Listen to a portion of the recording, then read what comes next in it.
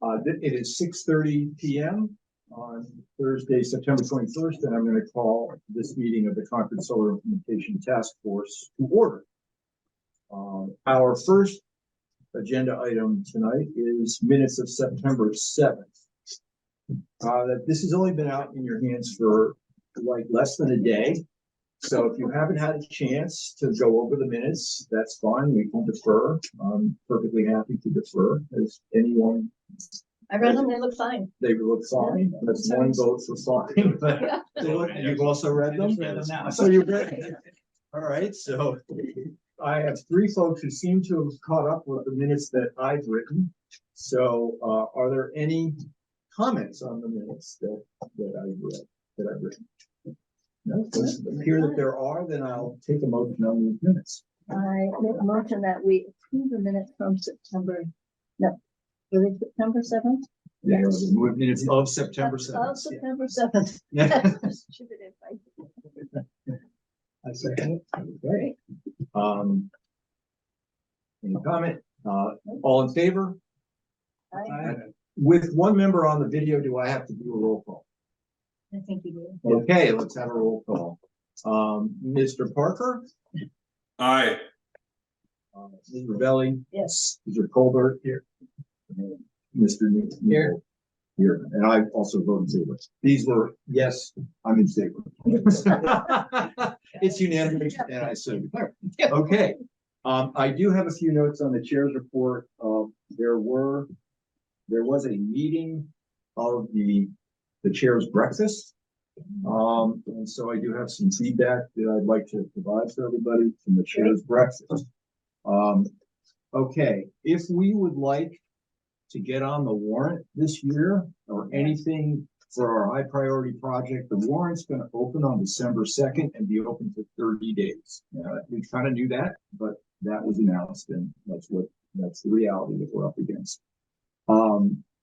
Eric was just at the meeting that was held over at 300 Baker Avenue. The Zoning Board of Appeals has opened and closed a hearing, and a 180-day clock is now ticking on that application. So if we're going to talk to them about anything we're doing over there or that we would like to see them doing in terms of solar, there's 180 days on that proposal that the ZBA has to make comments and give them feedback and go through some dance. I'm not exactly sure how that ZBA dance goes for the next 180 days, but that's what that clock has begun on that. 2229, we have an update item on the agenda, so I'm not going to spend too much time on that right at the moment, but there are two actual committees that are involved with 2229, just so we're all clear. One of them has been ongoing for years, and that's the 2229 Management Committee. They are overseeing and watching out what the EPA is doing and how the cleanup is proceeding. They don't really they get feedback, they get reports, they hear information as the federal government is hitting milestones, et cetera, et cetera. They do get into conversations, but it's not really, they're just sort of a watchdog of the entire cleanup process. The one that we're really interested in right now, which Charlie's our observer for, is the advisory task force, which is just getting started. And the two of them are having a joint session on the 11th of October. And that's going to be a soup to nuts presentation by the EPA, et cetera, of what they've done to date. And so that might be of interest beyond just Charlie, our observer. It might be of interest if you want to get yourself fully up to date on 2229. What day was that again? That's the 11th of October. Okay.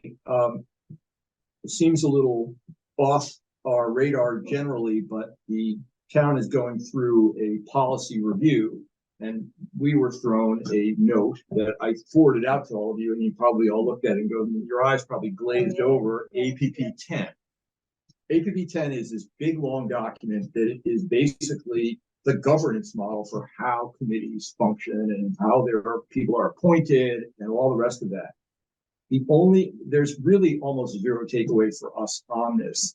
what the town is trying to do is get it a little bit harmonized with some of the many committees in town which are enabled by enabling legislation. And they have to operate under the rules that the legislation demands. And our APP 10 may not be completely consistent with the way that these things like the NRC and, the Historic Districts Commission operates under a state registry or state mandate or something. And so they're not completely harmonized. And so that's where that work is going to occur. But here's my takeaway, because I did read the darn thing.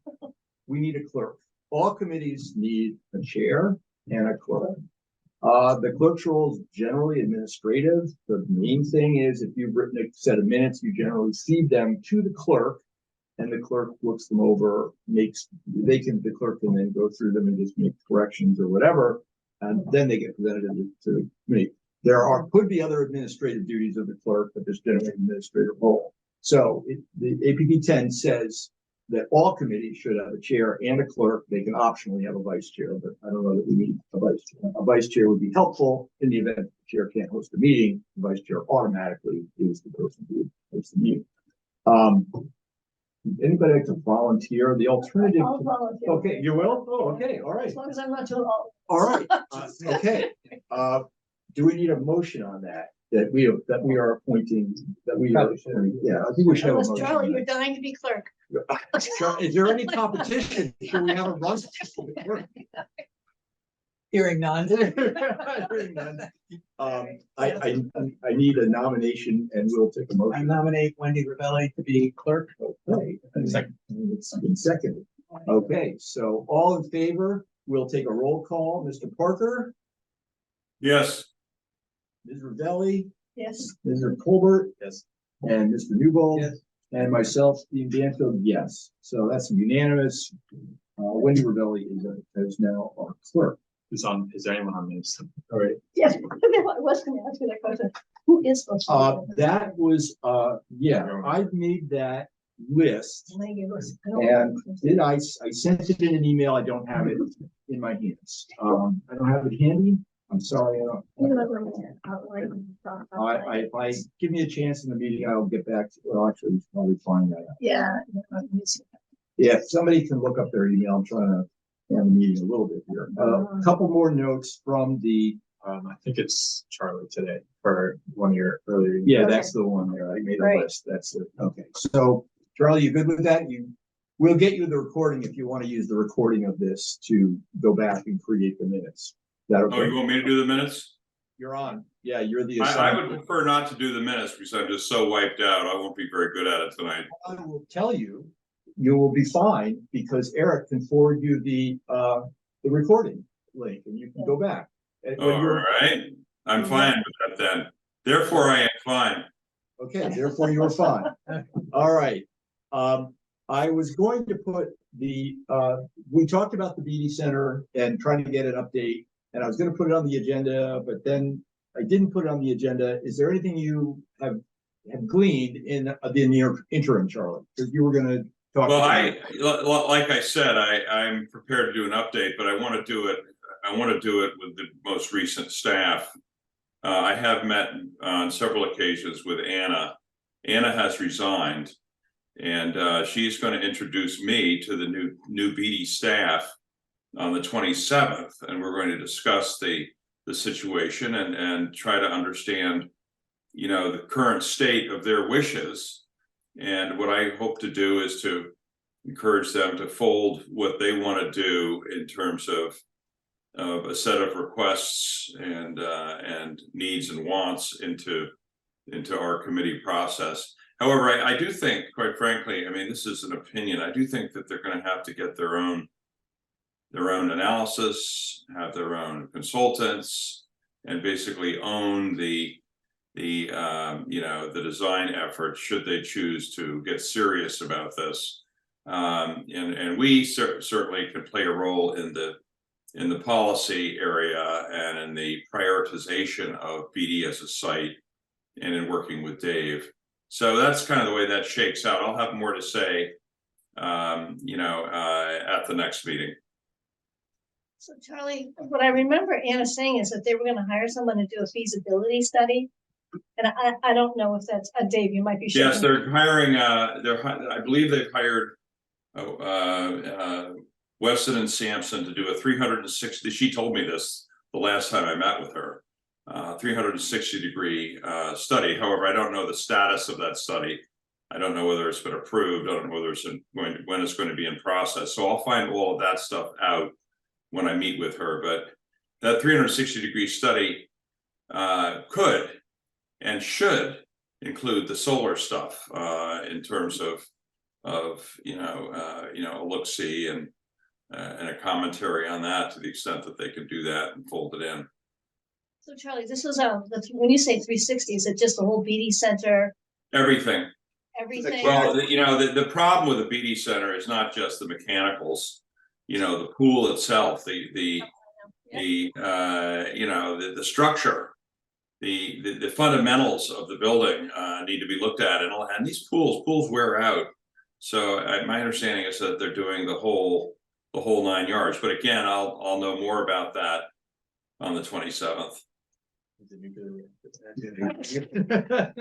Yeah, I guess to that point, under the recreation, there's a whole facility study that is underway that's supposed to be drafted for November. I think it's supposed to get final, but or in the fall. But that could roll up into that or whatever they could. I don't know. I think it's probably part of it, but I mean, it's a long term. I don't think it's the same thing. It's looking long-term strategy for. Yep. All right, so that sort of does it for my chair's reports today. 2229 Main Street update. I think that if you looked over the meeting packet, you saw a document that Charlie provided. And if you want to go through that with us, Charlie, that would be Well, would you like me to share my screen? Yeah, well, you can either share it or I can share it out of here. I've got. Hey, why don't you share it? If you have it, why don't you share it? That would be good. Yeah, I mean, this basically summarizes the state of affairs with respect to the schedule and next steps. This is seriously a long-term endeavor. Don't expect to see, a lot of action in the near term. I think what we need to think about is how to join this process. And the suggestion that I have is that we well, my suggestion was on my copy of this, but that's okay. That we send a letter to Paul Bohem, I believe that's his name, and request that we be included by the 2 work streams that are relevant to us, and that they use those work streams and that opportunity, and that we use that opportunity to come together on what we would like to see, as a set of requirements from the solar task force relative to the use of that site. This is, as I said, it's a very, very long-term situation, but getting in now into these work streams, the 2 committees that are relevant to us is going to give us the position that we need to basically get our work done here. And all we can do is interact with them, make our needs known, and that's what's going on with basically all other relevant parties in town. I assume CMLP as well. But I think we've got to get our oar in the water here and say what we have to say. There's some 22 acres that, if you flip to the next slide, some 22 acres that are available for development, and where we might see some opportunity for solar or storage or storage. And what we need to keep in mind is that, I did a little bit of review on this. 1 megawatt requires 4 acres of land. There's back and forth on that on the web, but good for a rule of thumb. So 4 acres is a big chunk of 22 acres. So keep that in mind as we think about how we might request, a space in here for our priorities. Especially since But it's vegetated wetland, which is not available. There's actual, water, Yes. surface water, which is not available. And some of that C area looks like it probably is wooded. It's not gonna be, it's all the A areas all that those they're A focused areas. on, yeah. And even A2 is all like covered, but I think they want to demo part of that to get filled to support the site, But the commentary from the original committee basically says that all the A stuff is open long-term for some form of community development, whether it's solar, residential, commercial, industrial, whatever. So we'll see what these committees have to say when we join with them. So if you go to the next slide, just quickly. It's interesting that when you see the layout, you see the proximity of the CMLP substation to the 229 Main Street site. And that's interesting because if we, as a town, wanted to do some integration between the two, there's certainly a possibility of doing that. These distances on Forest Ridge are not that long. We have a direct access to Forest Ridge, and I assume there could be access granted over those two lots that are below the birches, the lot 7A and 3B, and so you could see that you could have some tight integration potentially, and I say potentially because I don't know. Haven't studied this and haven't had any feedback from anybody on it, but you could potentially see some tight integration between the CMLP substation and 2229. And I'm sure there's smarter people than me that are thinking about this already. And I think we're going to want to know what those people have to say as we put our thinking together on this. Well, I think one of those people that kind of has a leg up on some of this stuff is Brian. And of course, Dave and others as well. So yeah, this is it's all good. And we're gonna, I think, want to send a letter to Paul requesting our inclusion. And that would be I think what I would put forth to this committee today, that we go ahead and ask for inclusion in the meeting processes of this overall committee, the subcommittees. So with that, I mean, I'll questions, discussion, whatever. really. Do you know what they identified all the subcommittees that are going to start exploring usage? Are they recreating? Because I know a report was done about potential usage. Are people revisiting that and sort of updating it? Is that one of the I threads? can't see the subcommittees. I had them written down on the other copy. That if I could share my screen, that way I could show you that. Yeah, I'll disconnect here. There we go. Dave, you got your hand up. Yeah. What's up?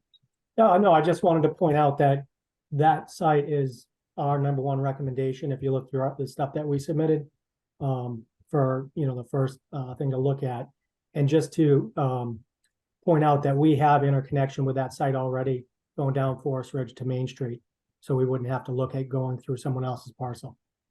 Yeah, and You already have a direct connection to the site? Yeah. Oh, okay, great, terrific. I didn't know that. Yeah.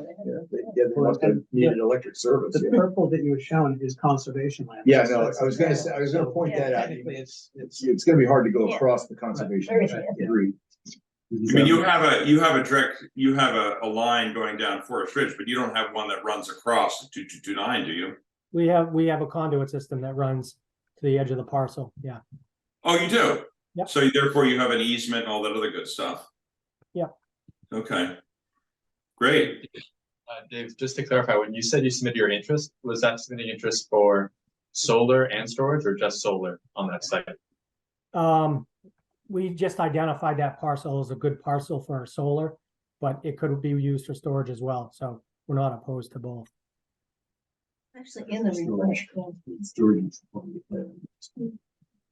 So just coming back to this other question, that the two committees that were recommended for us for interaction were the reuse committee and the operational economic committee, because those are both relevant to what we are potentially interested in. We have an impact potentially on operational and economics, as well as you know, a requirement for reuse, you know, for us to have some of that space for reuse. So the recommendation that I had was that we send a letter to Paul and ask for us to be included in the conversation with those two committees in order to provide our input.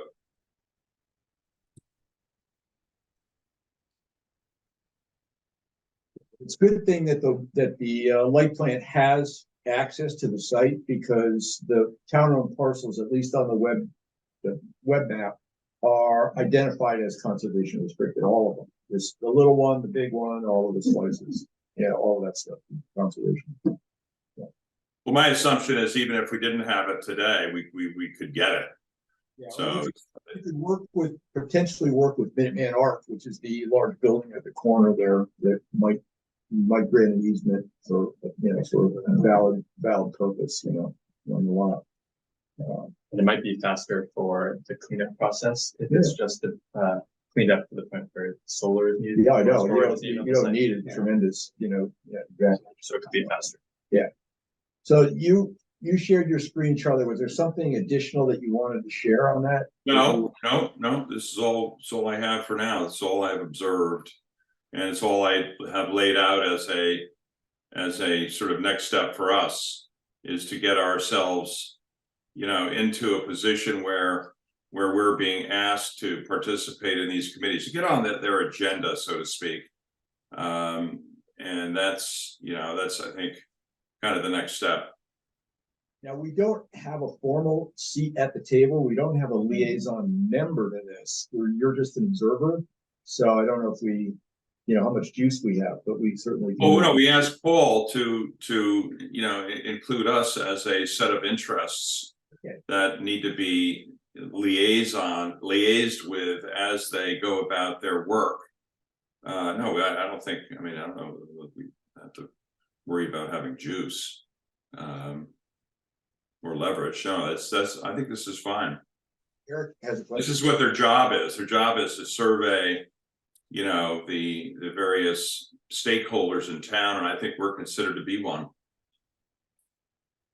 Now, he'll certainly tell us that we're not one when we ask. So Okay. he believes that we're not a stakeholder. I think he'll tell us that. But I think what the way to get started here is to ask them to join us into the conversation, whatever that is. I don't know what their process is for this. Fair enough. And then the meeting in November is a citizen input feedback code. So it is important to get in there to understand and shape part of that agenda. So that's their November 9th to have a regular meeting. So maybe we could get ourselves also organized to have a discussion about this. I don't think tonight's the time to do it, but have a discussion about what we think makes sense, and to hear more from Dave on this, and to others that you know, have an understanding of the situation and what we could do, and creative ideas and so forth. So I think that we probably would want to lay that out for one of the forthcoming meetings, maybe the next meeting. Okay, Eric had his hand up and he's put it down. No, so I just had a comment. So if I remember correctly from the meeting that the EPA did a few months ago, when there was an on-site tour, my understanding was that if the town were to purchase a property, we would, you know, inherit the infrastructure that they're doing as part of the site. And there was sort of a wink, I guess, from EPA saying, you know, So to keep that in mind, that, you know, if there's anything that meets our mutual interests in terms of what we're doing here, and maybe, you know, something you see in the future, you know, maybe there's some mutual ground there. So I guess I'm bringing this up in terms of, you know, thinking about this in this context. You know, is there anything that they're still doing on site that could lend itself to anything we're thinking about potentially doing on site in terms of infrastructure, like electrical or otherwise? You know, I don't know, but I think it's just maybe something to keep in mind. Like, I'm not exactly sure where they are within the cleanup or what else they might be doing. I mean, I know we're not going to go ask them to build a building, but, you know, if there was something that, you know, large or small, that might help in terms of any of the electrical infrastructure or something that, you know, hopefully they just keep that in mind. Do you mind if I make a comment? So, like with the high school and the old landfill they discovered there, we spent $2 million capping it. When EPA has some area that need caps, so maybe we tell them, hey, we're looking to do a large, heavy energy storage thing. Can you put a cap that can hold that weight? That might be an infrastructure request that we might want to consider asking. Eric, if you can tuck around to this chair, you're off camera. So just a practical matter. If you need any makeup, just let us. So yeah, I was just going to make that comment. Yeah. I wasn't sure if, you know, everybody was aware of that, you know, the cleanup folks seem to be, you know, willing to, you know, maybe entertain some coordination on things that. Well, I think that's been a formal part of that whole management group, and the previous report that was done was the management group was literally soliciting information from the town. What would you like to put here so we can tell them how to prepare the ground? Yeah. And I don't know. It's all residential, it's gonna be residential standard, right, to Brian's point about infrastructure, holding something that's similar. Or if they have drainage systems, don't put it here. Yeah. Work around this area, something like that. Okay, I think that finishes us up with item 3 on the agenda. And we're not in terrible shape for time. We're staying pretty close to the Well, task. do we want to discuss this letter or not? How do you want to handle that? Do we want to wait till the next meeting? I thought that we would have a broader range of conversation about what we want in the letter, how we want to address the whole thing. We'll put it in the next meeting and we'll craft the letter if that's Good, that's fine. Yeah. I just don't want us to run out of time here. okay. So their meeting schedule has their October 11th. They do have some sort of other regular. The October 11th is the EPA update, but they might have an October meeting that's just a regular meeting. Oh, you know. Well, we have an 11/9 meeting. Is there one before that? That's the 11/9 is their regular, like a regular That's a special monthly. meeting, that's, yeah. you Well, that's know. special meeting, yeah. I don't know. We'll have to, I really don't think that we have adequate time in the agenda tonight to really go through. That's fine, that's fine. I just wanted to clarify, you know, that we were gonna wait to discuss that next step.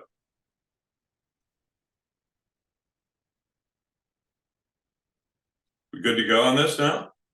Move on? Yeah.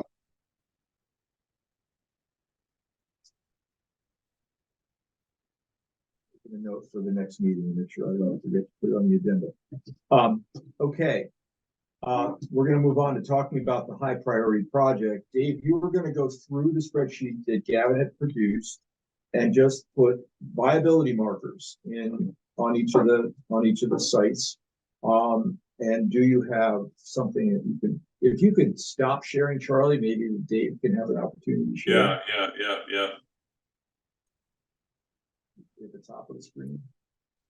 There you go. Okay. So you guys got the spreadsheet that I added the yeses and nos on it, I hope. I didn't didn't see it. anything. So I emailed it yesterday afternoon or Tuesday afternoon. Yeah. Steve, I didn't get it. Anyways, I can resend it. I didn't send it to the whole task force. I just sent it to you, Dean. So if you didn't receive it, I can resend it. Send it to me. I did not see it. I looked and looked, watching for it. I did not see it come in. I'm sorry. It's I okay. mean, I'm chaotic, so I am sorry if it's here, but why don't you just put it up and we will go through it. But I do not. As a parenthetical, did everybody send their requested email address and telephone number to Dean for the list? We were within one, and I collected that before this meeting started, so I'm Steve. I was not following my email box. The in-person is working. So I will send that out as soon as this meeting's over. I plugged it into the spreadsheet. It's finalized, so we're good. So Dave, take it away here. Okay, so what we already did was I went through the system and hold on a sec.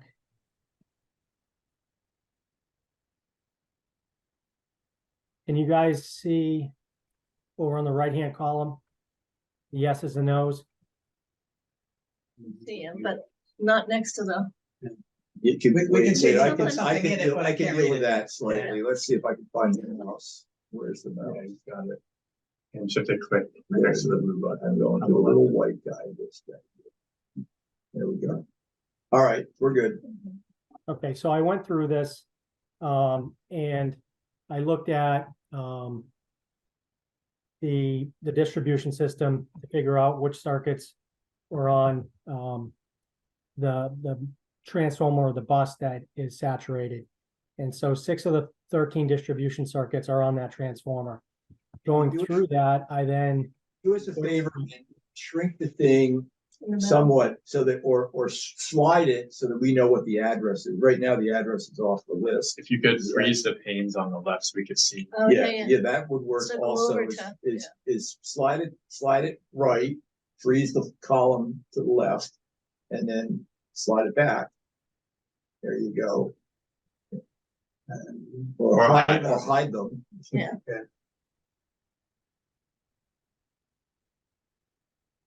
Always fun doing it. How's that? There you go, that's There. fine, lovely. Now you can a little, and we're all set. Okay, Yeah, so basically I went through and looked at the circuits that can handle some more solar.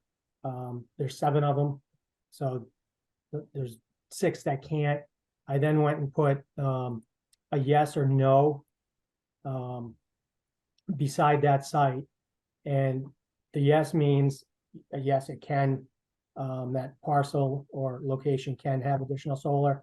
And then no, meaning it's on the saturated transformer. So that was the approach to getting this done.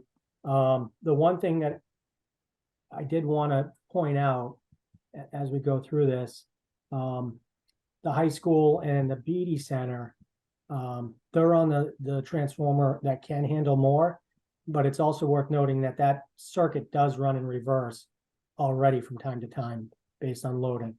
But that doesn't mean that we can't do more.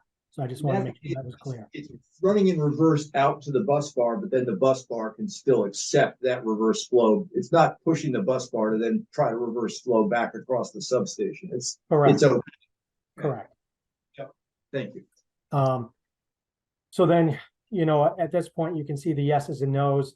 And I think that'll help narrow down what actually can be looked at on more of the priority. Like I would think you guys would want to look at parcels that we can do now, opposed to, what are the best ones. Like the example I have is the wastewater treatment facility. That's a good parcel, but it's on the wrong transformer.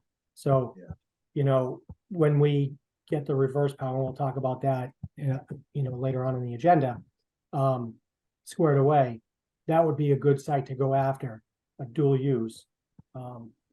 And, it's in a good location for it. So, anyway, I hope that helps in terms of figuring out That's great. No, that's it. That's going to be very helpful. One site that didn't make the cut on Gavin's first run at this is expanding over at the landfill. The landfill feels to me like there's a lot of extra space over there that could be utilized, but I don't know why we sort of shut it off at the level that we built out. If you can give us, I know there was a bit of a dance we had to do with Walden Woods at the time. But Yeah. and Yeah, they- there was a bit of a dance. We got through it. When we did that, facility, and still to this day, it is a dual use facility. Public Works uses quite a bit of it for compost and, paint collection and things like that. So there's some areas that Public Works couldn't afford to give up. And there was gonna be a cell tower up there at one point, so we stayed away from that section. The section that we did look into was the slope of the cap landfill itself. And we were working with the provider on pricing to do that. And we got pricing and they did a design, but they couldn't get permitting at the time from the state. And what came back from the state was, we need to see an example of one of these built in the state. And there hadn't been one at this point. There are now arrays built on slopes. So if we were gonna look at the landfill for additional, the slope would be the area you would look at. and it looks like it's south facing. I mean, it looks like it could really be okay, Yep, So, it would be feasible for sure. so that, to me, that's a ground mount. It's one of the least expensive. Yeah. It's probably on the same transformer that the high school is on, or is it not? No, that's correct. Okay, so it feels like a real opportunity Yeah. for some low hanging fruit that's ground mounted, so inexpensive. It's out of the way. We're not gonna have a lot of public, brouhaha about, oh my God.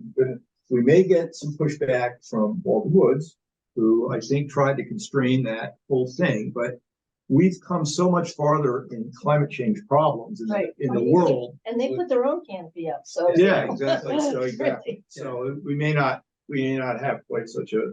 So such a what about, Dave, you mentioned the tower, there's been a lot of discussion going on. Yeah, I know. Oh my Do goodness, we, yes. I know.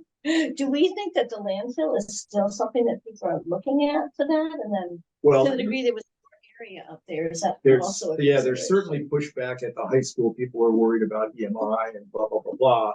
And, but meanwhile, the high school. But it's is like also the frantic. only place that will work for that. Yeah, I know. So- The high school's like frantic Yeah. that they get service. They've put up their own tower. So, I don't know.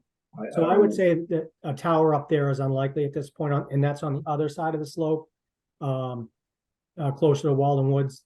When that was originally designed, I don't know if you guys remember the Walden Breezes trailer park up there.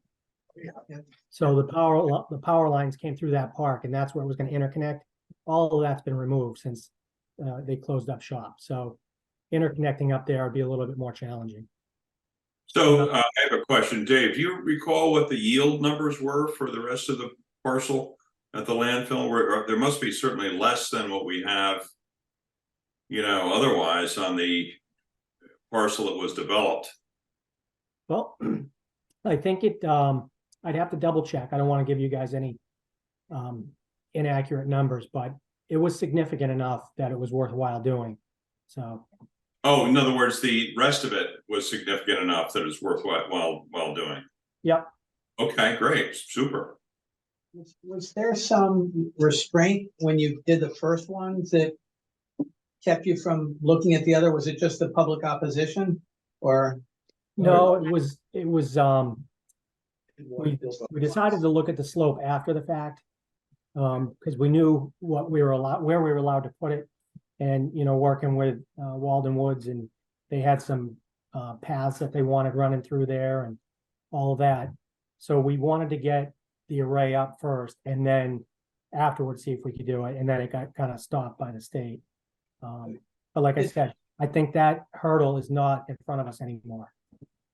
Because I know there's some down off of Route 24. You can see them on a slope. So they've been built now. So that's certainly favorable for us. One other question for me. Did you say that there's some interaction between that site and the CCHS BD site?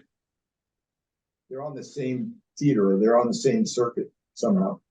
So if we build out the landfill, does that constrain us at CCHS and BD? It depends how much we build out. That's on the transformer that has a low number of like 5 to 6 megawatts during that shallow period.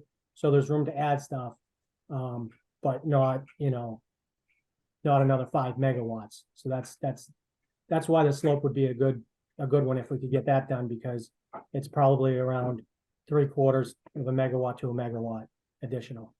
At the landfill. Yeah. I have 2 questions for you, Dave. One of them is, do you know if the landfill has any plans to change any of the area or expand in any way? Would that run up or down? No, landfill, Yes. they can't do anything. Yeah. It's been retired as a landfill. Got it. So, and second thing is, you said solar can be built on a slope now. Can storage be built on a slope, or the area developed so that there could be a concrete platform or something like that where storage can be put? So on top of that cap, you have to be careful what you put on and how you build it. And I don't know for sure, but I don't think you could get a battery on the cap, just sheer weight of it. And you definitely don't want to compromise the cap. Looks like you have a management spot up behind, though, if you look at the terrain there. I thought you had an installation that was off the cap behind and to the right. Didn't you have I don't know, you got some equipment up there.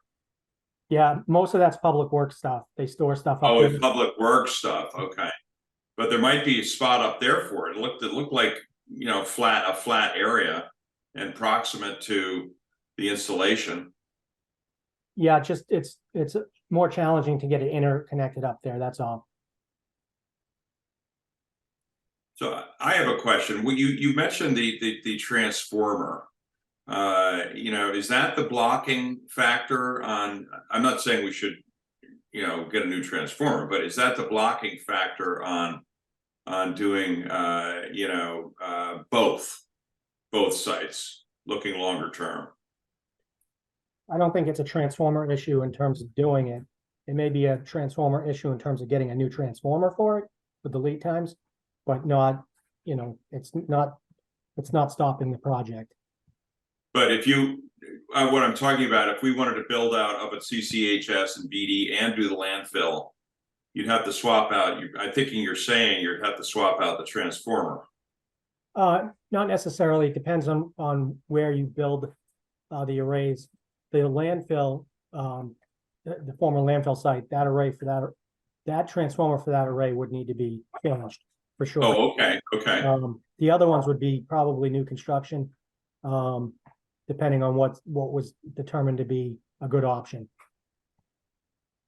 So we're not precluding the CCH site by doing the landfill, so I guess what you're saying. Right. And it all depends on the amount of megawatts, right? And yeah, so. Okay. Battery storage effect, or if you combine, if say we did the landfill and then we want to do CCHS, and as Charlie's points, max out those sites. If there was battery storage in that same vicinity, does that help to delay the peak? Therefore, you could conceivably have more solar because you're gonna, at your peak, you're gonna throw it into the batteries and then discharge it later. Yeah, so obviously we don't have any working data internally yet, but the idea is if you had a battery that you could charge during that period of saturation and then discharge it during the peak, it's a good option. So that may save you some of the infrastructure change. Yep. Is there a difference between having a battery at the solar site as opposed to having a battery at, let's say, near the substation? Will that affect better work? Yeah, I mean, we've always looked at it in 2 ways. One, at the site, it kind of dovetails together quite nicely.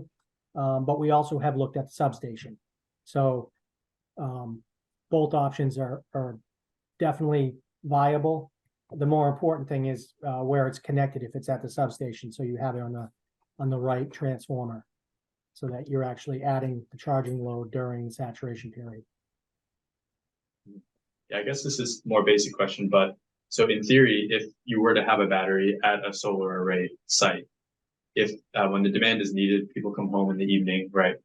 Will the battery just automatically like upload to the grid and solve the demand that's needed, or does it have to go towards the substation distribution system first? So when the battery's charged and you want to discharge it, there's different methods for doing that, but you know, a company that we're a part of actually manages batteries for other MLPs. And you know, we would probably look to partner with them because they have the expertise, but it would discharge when you tell it to, or on a scheduled program.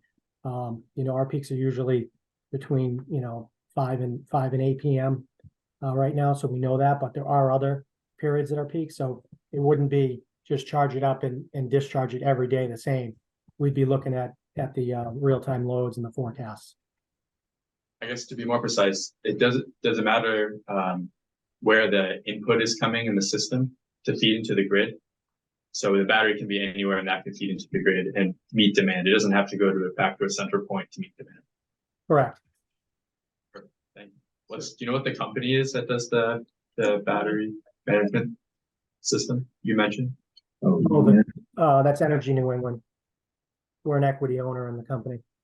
It's a collaborative effort among MLPs. Yeah. And there are two of them. The other one is Denwick, and you'll remember them. We also were looking at the potential for a battery to be a resilient resource. So if you had it near the high school, or it could feed to, you know, fire department or the police or whatever, there is other municipal needs that might have an advantage of having a battery around that area. Yeah, especially at school. Yeah. So, I mean, you could considerably expand the landfill and then actually put the battery near the high school and keep adding to it. Yep. And let the batteries there, or at least have a plan for it, module adds or whatever. So I'd like to try to keep us tracking here. We've got Dave's list. We've got some very energetic conversation about a nice ground mount opportunity that seems to be viable. For the next meeting. For the next meeting, I can add the landfill to yeah, from the Yeah. commercial space. yeah. So I just would like it if Dave, you give us an update on talking to, like, there's two things going on over at 300 Baker Ave. And if you have any other private partnerships in the mix, there's the 40B proposal. And then there's also the owners of the building that Emerson Hospital has a lot of stuff, Welch's is in there, whatever. There's a lot of parking over there. So anything you've got going on, if you give us a report on that, that'd be great. Sure. So we've looked at two different parcels in town in terms of private land. One was Emerson Hospital, looking at potential canopy there. We've met with some of their operational folks, kind of went through it. They seem interested, which is good. But now we need to get with the decision makers to, you know, go through that whole piece. So that was the first one. Well, not the first one. That was the second one we started with. About 2 years ago, we started working with 300 Baker Avenue. We've been working with them for quite a while now. They are moving forward with approximately 3/4 of a megawatt on the roof. They've been working closely with a battery vendor that we're talking with as well. And that would have an equivalent size battery storage device there that the light plant would control. So that's pretty exciting. We're now in the process of getting the possible 40B construction folks together with 300 Baker Ave, the battery storage company, and the light plant to ensure that everyone's working on the same page. That's kind of important. When we met out there to locate potential battery locations, it became very clear that the battery company that we met with had no idea that there were potential 40B projects going in. So the spots they were looking at, we ruled out immediately, and that's when I said, well, we really need to get a coordination meeting together with all the parties involved. So that's the next step there. The one thing that's pretty important, when 300 Baker Ave originally put this together, they wanted to put in 3 megawatts of solar. And that would have included canopies and all that. They were looking at multiple heat pumps. It was a really quite larger project than it is now. But they've come right out and said they're not going to do the canopies because it's not cost effective. It'll cost them 50% more to do it. So they've basically taken the canopies off the table. So let's talk about that. In this case, we're talking about pure private investment in arrays for their roof, as well as a proposed battery. Would they expect to get full behind the meter resources? And if they have excess, which is unlikely, they would then sell it back to CMLP in the same way that a residence does? How would this investment play out in terms of the relationship with CMLP? Yeah, so it would be a behind the meter array, and the storage device wouldn't be behind the meter. It would be directly connected to the distribution system. So a little bit different than some other projects you may have seen, not necessarily in Concord, but they would be using all the power in the building itself with that array. On the off chance they had some pushback during the weekend or whatnot, they would probably want to get on a commercial net metering rate, which we have. Might need to be modified. I don't know. Brian and I'll have to talk about that, but that would be the plan. Okay, fair enough.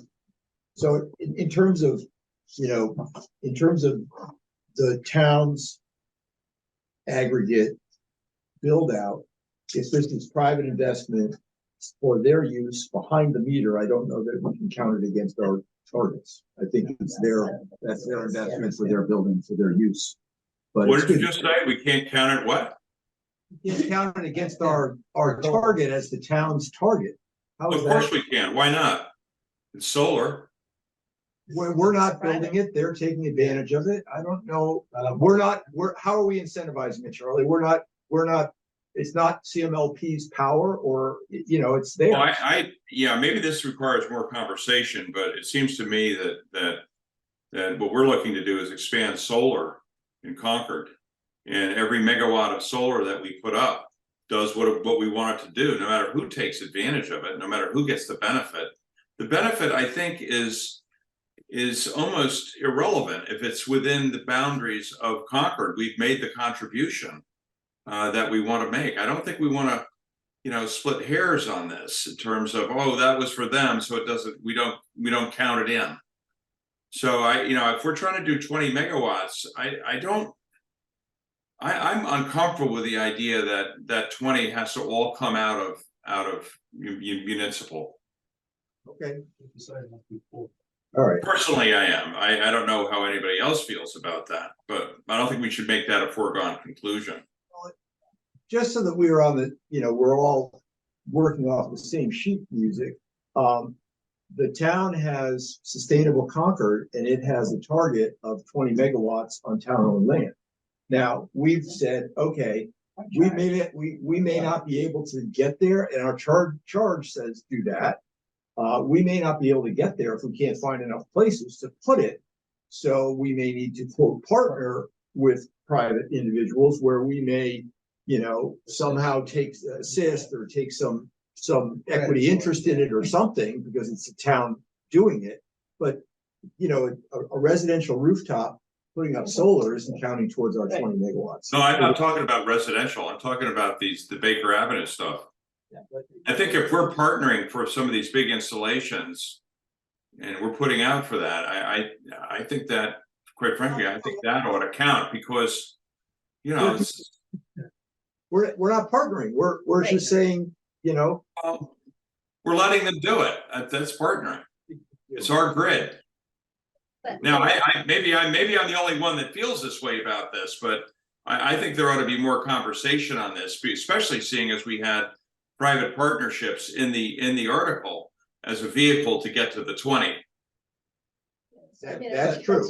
That's true, but I think we need to really understand what it means to partner. Here, it sounds like they want to do something to their property as the property owner. I don't know what that means. How are we partnering? What's the partnership? So the answer to that question is the battery. That's, having control of the battery, which is what they've agreed to, is the key piece. Okay. But Dave, we're not investing in it, right? Is it It's not still our their battery. money? Yeah, we're still working through those details, so I don't have that 100% figured out yet. But you're also partnering because, you have to manage the risk.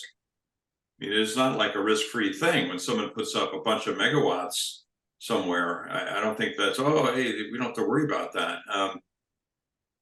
Just my take, it's a, We need an agenda item to talk about what. It's a good idea. I think, Yeah. Well, I think it's worth to define what our partnering will be. criteria Yeah. needs to be, so that we can take credit for it. Whether that goes back to confirming the charter and the terms used in the charter. All right. The charter also says we should check our goals. It's plenty of stuff, Yes, reasonable, exactly. right? So I mean, Exactly. yeah. Yeah. some flexibility. So this is all good news, Dave. I don't mean to, throw cold water on any of this. If we're getting more, just like Charlie said, if we're getting more solar in Concord, it's all good news. All the right direction. So, But it's just not that additionality yeah, that we need. right. Yeah. So is the 3/4 of a megawatt roof thing something that is this still active, that and the battery? Obviously you need to get all Sounds the like- players together so the battery can be located in an appropriate place. But they're still actively pursuing the roof. That's still underway. You're silent, You're Dave. muted. You're muted. Sorry about that. Yeah, no, it's absolutely in play still. Okay. What about Yeah, Emerson? One Yeah, more that's thing. right. Yes. Yeah, go ahead, Dave. Sorry. I didn't hear the question. Is Emerson still active, still interest, or what's the story of? So that's that we need to get with the decision makers on Emerson and take a look at the financial model with them. So it's not a yes or a no at this point. There's still work to be done. All right. Also, when we get into this, I think one of the key parts of the discussion is who gets the green attributes. Are we, is the town going to be able to take credit for, having made a contribution to net zero? So those two projects are very different projects. Emerson would be directly connected to our grid. And 300 Baker Ave is behind the meter. So two entirely different projects and setups. Emerson, if we built the array, we would have ownership of it and the certificates. 300 Baker Ave, we do not have their certificates. That's there. So what they do with them is Exactly. their decision. They could, in theory, they could sell their certificates. They could sell their reps. I'd be surprised if they did that though, because, working with them for the last 2 years, they're all about green stuff. Okay. So I can ask them what their plan is. It would surprise me though if they were going to sell them. Fair enough. So I have one other item on here, but we've already sort of dived into it, having, thought about for about 3 seconds, the possibility of some ground mount in the least expensive we can do at a site that's pretty available at a location that's non-controversial. But is there any kind of criteria that we want to use to identify the high priority project? It's inexpensive, it's out of the way, it's in a site that's, I think there's, That's win-win. I think we're coming down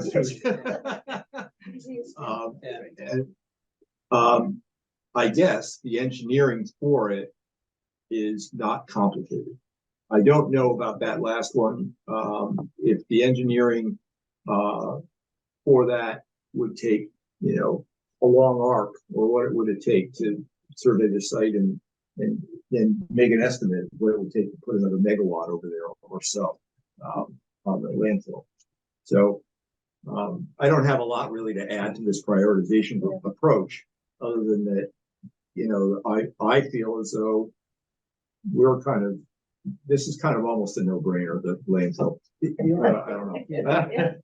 The only one that I would be concerned with on the slope is the slope still under or on the cap? So, The slope is capped. yeah, so the question is, how much slope, and could that array move if it doesn't have some form of deep foundation, which would then violate the cap? Or some way of arranging it so that it's secured on a slope? So the design that was shared with us years ago was for a concrete foundation to be placed not in the cap, below the cap, and that would support the weight of the array. So that was the idea of what was being proposed at the time. So, you know, I can't speak to the technology changes since then, but, you know, I'm sure there's other methods to it. Coming too close to the cap or putting load in the cap and. Could add expense. Yeah, for that. Yeah. Well, I was gonna say on the expense point, I think it's important to think about, let's say, if you're building a solar array on schools, there may be more money out there in terms of grants that might make the whole project cheaper. However, it might be more complicated to deal with the education department and go through all the hoops and hurdles to get that done. So I think if that's something to keep in mind too, is while it might be something, there might be more money out there, it might be more complicated. I guess complication is an important other factor. so let's return to what I said in the chair's report, which is that the warrant opens on December 2nd. And navigating that, threading that needle. Yeah. With a grant and blah, blah, blah, blah, by December 2nd is probably less likely. So it's certainly just looking at a school and saying, let's put some roof mount on school X, let's say Alcon, just doesn't seem like a hard call. Doesn't seem complicated. But if the requirement is that we find grant money and then do this, and then it just becomes, I don't think navigating the schools is going to be a problem. I think we have rights that were granted by a warrant article years ago to school properties to put stuff that the town meeting is a town meeting warrant article that allocates these spaces for us. Yes, from Brian. Yes. On the town meeting article, deadlines and so forth, we could put in a graph. A placeholder, yeah. Right, so that's what we did with the middle school. It started at 13 million, in actuality, it's probably got 6 million. So, Yep. So it's true, but we probably have like 2.5 months now, less than 2.5 months to get, about 2.5 months to get something done. So, we're working out for us. Because I'm not, you guys have much more experience in this process. What actually has to be put together to get something? So the warrant, So yeah, we have a written draft, and we probably need to review it with studies and and legal. edits and, but Yeah, you need yeah. the whole thing like priced up and ready, or You have a good sense of what dollars are You're involved. gonna have, But also aim high. you and can lower. aim high and then you can back off because you can't add more money. After the Right, warrant's after- closed, yeah. you can't Yeah, add more. supplement You it, yeah. can't supplement. I think the biggest piece of this puzzle is creating a defensible position and a set of, financials, that basically make good business sense. When you go to town meeting, you want to be able to convince people that this is the right thing to do. And I don't think the problem is how much money it's going to cost in terms of what we put in the warrant. It's what our estimate is in the financials that we have to defend.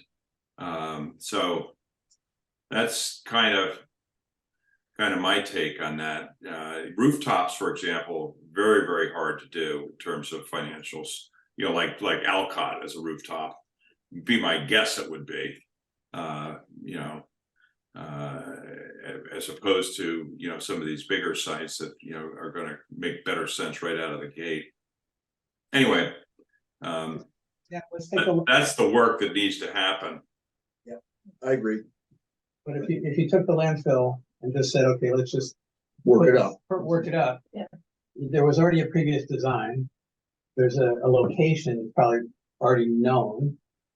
So there's some groundwork that's already been done. You Right. probably have to go back on it and hire Sure. someone to go back and double check it. Since that was done, panel technology advanced the number of megawatts you get out of it are Right. gonna advance by 10 or 12 years, you know. But the land is owned, the idea is there, the connectivity to the network is Pretty much there. pretty much there. Yeah. So it'd just be a quick, it's a quick rehash. And could that be done in 2 months to come up with enough back? Well, we probably need to ask the select board for a little bit of consulting money to someone, to go do it for us. Or with the CMLP, you know, be able to put that up and, you know, and do that work. I would, I mean, that's what they're good at, right?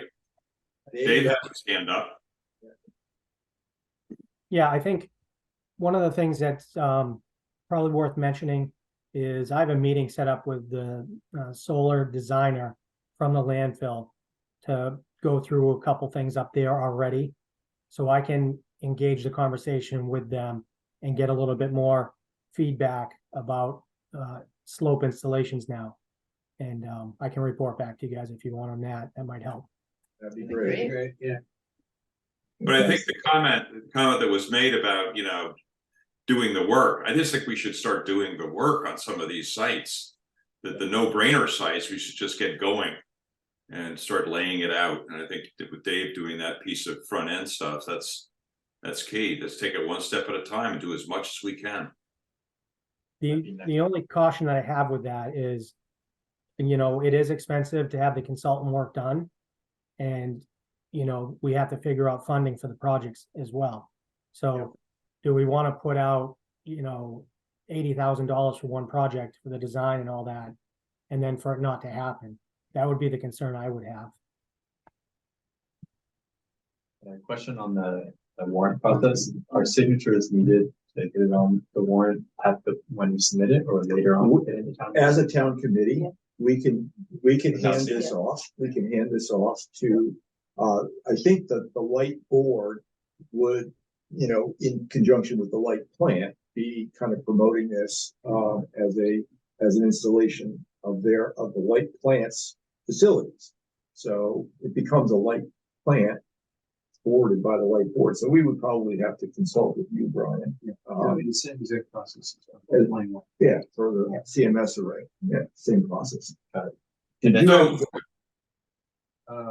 We got funding for the design through the plant's funds. So, Dave, correct me if I'm wrong, but the first drawings when we got them from SDA, those were funded through the light plant revenue, correct? You talking to the middle school, Brian? Yeah, well, the drawings of the middle school, they were done, those first preliminary drawings were funded through the light plant, not through the schools or the town. Correct.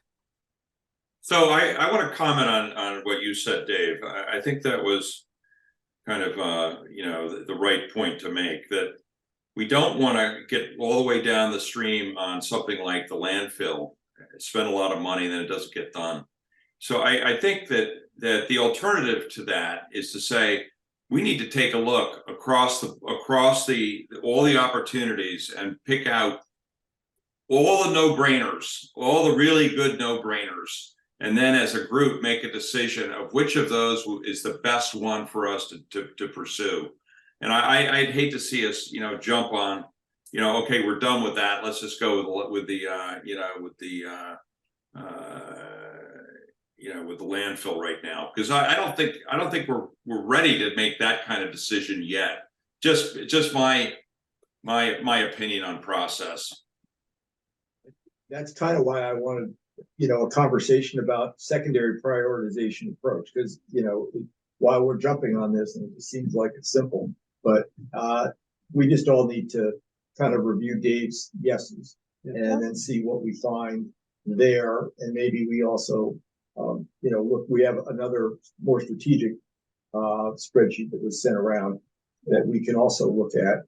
But let's, Maybe we're at the next Yeah. meeting. yeah, Like through- yeah, we'll just go through all the yeses next meeting, one by one, just go, what do we think? What do we think? Our parallel approaches, we still have to meet the goal, and got some immediates, Yeah, but we might have 4 immediates that we need to keep Yeah. on the table for a while.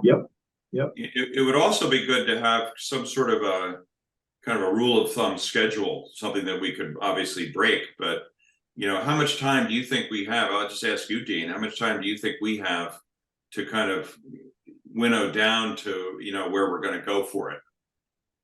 The one we're gonna go for. I don't think we have much more time than a total month, maybe 2 meetings, and then we need to be on. So we ought to take the next 2 meetings then and drill on this and try to get to a yes on which one we're gonna pursue. Don't forget, I mean, it's still feeding into your strategic plan. No, it is, I know, but this is, this is, Insane, but. Yeah. this is the whole idea of Yeah. trying to find a high Yeah. priority Yeah. project that Yeah. we can Yeah. make headway on.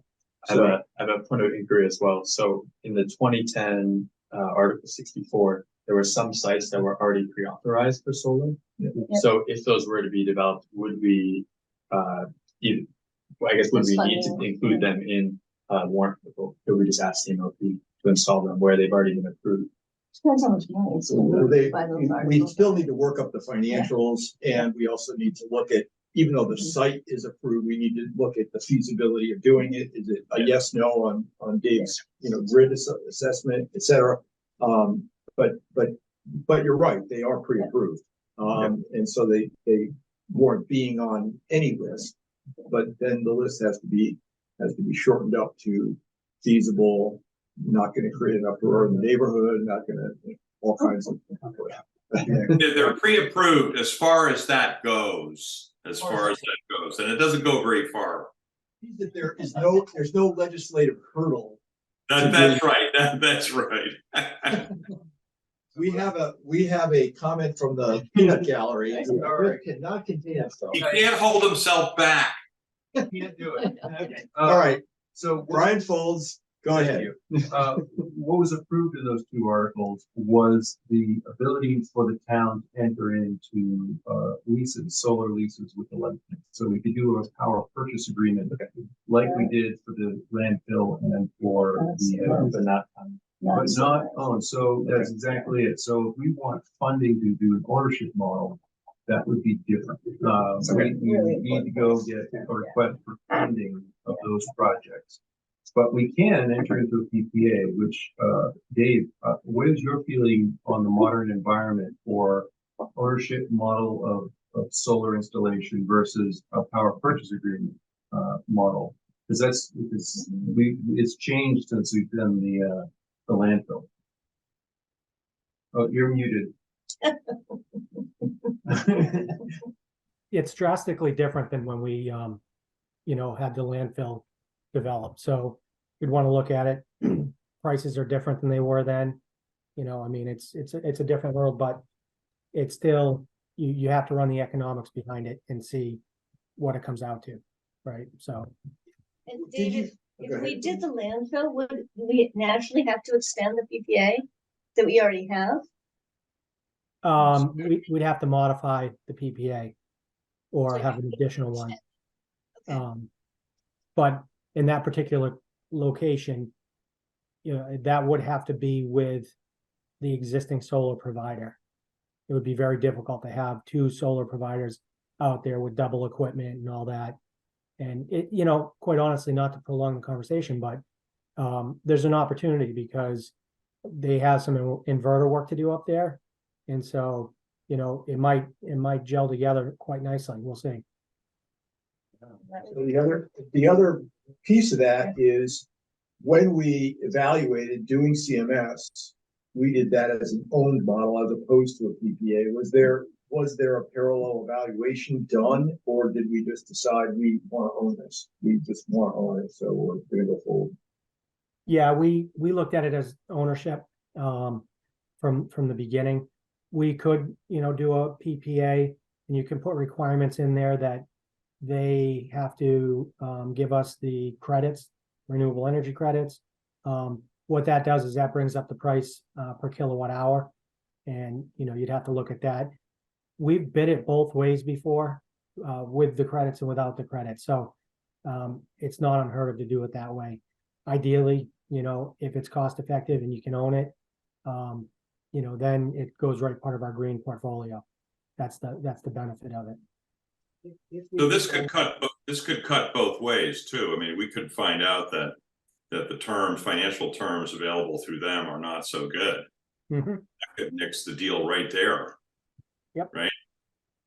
I mean, they're in it to make a buck, so somehow they have to have a model that they can take advantage of that maybe we can't. Yeah. Like they get a tax credit we can't get, something that, Well, gives and them They have the recs on that site right now, No, I right, know. Dave? So we would have to do something. Well, we'd have want to the recs. bid it out to own the Right, recs. right, We can right. bid it to own the recs. If we do a On the original. PPA, But, On the original landfill. ones, the agreements, the recs are with the company, and they go away and we have to buy new recs Yeah, to cover offset it.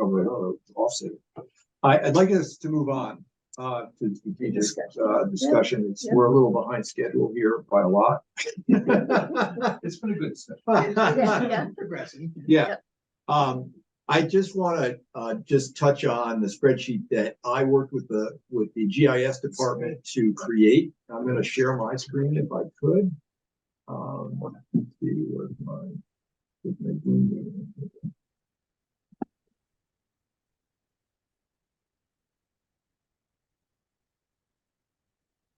Try to make it bigger.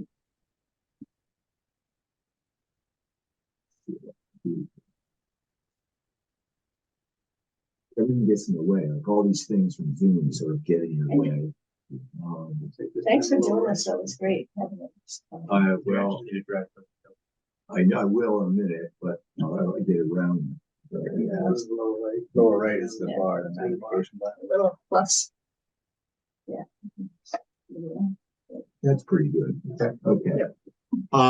There's a bunch of hidden cells here. I can go into that in just a second, but the fundamentals of this are the map that I showed you last week, the GIS map that that the state put together. Our GIS team in Concord took all of what are called the shape files from all the parcels that the state had identified, and they mapped them into the parcels that Concord, promotes on our own GIS. There was a small mismatch there. All of the shape files that came from the state do not match all of our shape files, even though they're in the same place and they look like the same sort of, they're not the same exact, so they could not easily automatically match all of them. There's probably out of over 6,000 parcels, there are 750 that were not matched in.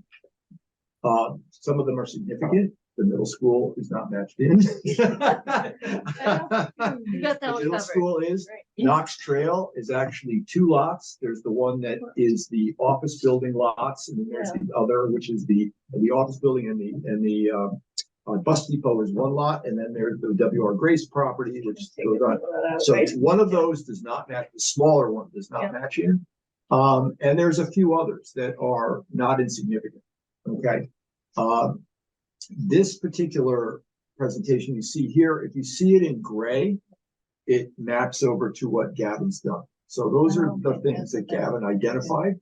And there, you go down and it's sorted by the maximum. And Gavin did 3 segregated sections. So Alcott actually shows up as roof, and it shows up separately as canopy. Here, if you look at the Alcott lot, Laurel Street there, Alcott School lot, it's all aggregated across. So you have canopy mount. They've estimated 622. They've estimated building mount at 381, and they think that you can get a lot on that lot. Well, maybe the ball field you don't want to put solar on, but there is a lot of back lot at Alcott that is an opportunity. So there's an opportunity there for ground mount. So you see the 3 columns showing us how much. I'm going to just highlight this at the Alcott that I'm talking about right here. That's bizarre. 622 for a canopy mount. They don't have that much room over there, I wouldn't think. Well, I don't know how much hardscape they've got. I don't know, you know, Not that much. not Yeah. that much. No, it's Very, very little, very little. But anyway, Going across the hard playgrounds. I don't, maybe, Yeah. maybe they're putting it on top of the playground. You know, it's a great point, Charlie, Yeah. that, you know, there's just not that much. They A got couple of enough these parking were there. like that. There were a couple of others I saw, like, I don't understand that. So, but there are other, you know, there, if you go down here, there are opportunities where we might be able to talk to the state, for example. There's lots that they have that are on, you know, runway approaches, and they absolutely keep the trees away because they Yeah. don't want Yeah. planes running into trees as they're trying to approach the Yeah. runway. So are you allowed to put solar underneath that? Or would that Yeah. create glare when you're just doing a regular pilot approach? Would that be a problem? I don't know. But so this kind of gives you an opportunity to see a lot more. You know, but a lot of it, you know, I think Gavin's already, you know, assessed a lot of it, you know, conservation land, Assabet, you know, blah, blah, blah, blah. Okay, but that's, you can get some ground mount, but it's got a conservation restriction, Yeah. so what's the point?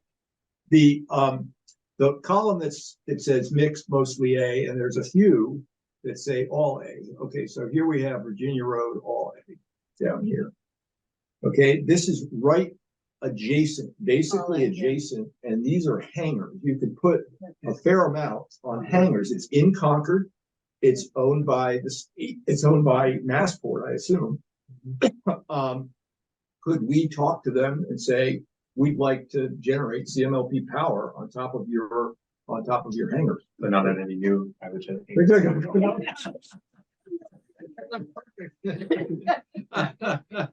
I mean, there's a ton of Virginia Road stuff here, and it's all There- roughly adjacent. Yeah, but there's a lot of wetland over on Virginia Road. Yeah, yeah. You've got No, wetlands turned on right now, yeah. so there's a lot of But wetlands. it was interesting. I mean, this is fascinating data, but it's also, Yeah, it's every individual address. So I started color coding it to say, yeah, these are all adjacent. And Sure. also, right. So yeah. if you open up the hidden, which I will do only briefly right here, I will Yeah. unhide this. Oh, I just clicked it. Unhide. Okay, you see a bunch of columns that are, you know, that say A, B, C, D, whatever. Yeah. So these are the use types, and there are Okay. 6 use types here. Agriculture, ecology, biodiversity, embedded CO2. I think this is slope, this one here, and this is availability to the grid. This is the energy grid, you know, availability. Interesting. So if you're not very close to the grid, you get a B. If you're impacting an agricultural lot, you could probably get a B. You know, if you're in the wetlands, you get a C. Don't put it here. So these things all devolve down to mixed, mostly A. So if you have of these 6 characteristics, if you have up to 4 A's across all these characteristics, you're mostly A. If you're all A, it means you're close to the grid, you're not impacting anything, art, agriculture, or ecology, or any biodiversity, there's no rare species you're gonna mess with, etc.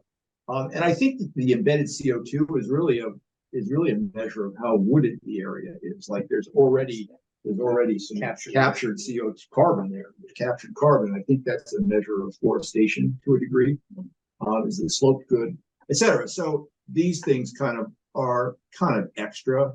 And I've taken, the state also made an assessment of who has arrays already installed. And I just summarized that over the notes because it just takes up way too much space in the spreadsheet. So I just summarized it in the description there. Let's hide that again. Back to the work. So this just gives us an opportunity to have a more expansive view, and I will work with the department of the GIS department to say, look, I've identified these town properties that didn't match in. Can you guys manually bring that across for me? I need that to be matched in, and they've absolutely agreed to work with me on any manual sites, like specifically the CMS site on Old Marlboro Road. to allow it to become part of this inventory. So there's a little bit of work left to do. There's 750 non-matches, and probably there might be a small handful, 10, that might be of any interest. Well, isn't the idea here to pick out the ones that we like and then scrub the data?